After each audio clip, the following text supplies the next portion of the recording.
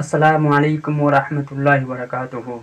محترم ناظرین، آج جو ہندوستان کی حالت ہے، ہندوستان میں کچھ لوگ فرقہ وارانہ فسادات کی راہ ہموار کرنے میں مصروف ہیں، یہاں کی فضا خراب کرنے میں کچھ کسر باقی نہیں رکھتے ہیں۔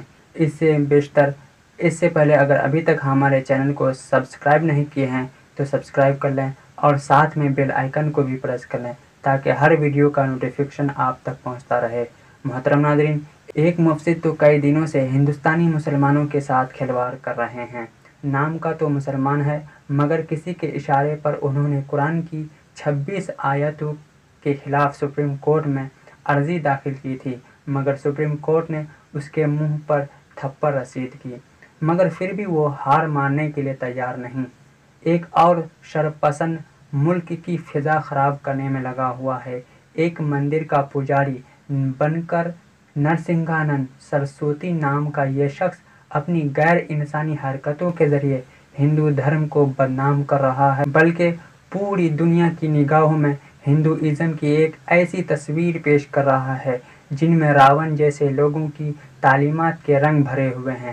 نرسنگھانند جان بوجھ کر قرآن اور حضور صلی اللہ علیہ وسلم کی شان میں گستاخی اور طرح طرح کے حملے کر کے مسلمانوں کے جذبات بھڑکانے کی کوششوں میں لگا ہوا ہے۔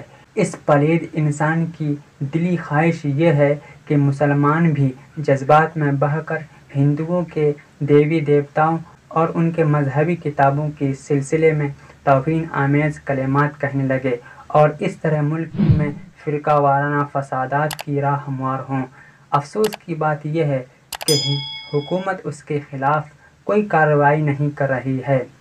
ہونا تو یہ چاہیے کہ جو ہندوستان کی امن و شانتی کے خلاف بیان بازی کرے انہیں سخت سے سخت سزا دی جائے اور انہیں اس کا سبق سکھایا جائے، لیکن حکومت خاموش تماشائی کا منہ تک رہی ہے۔ السلام علیکم ورحمۃ اللہ وبرکاتہ۔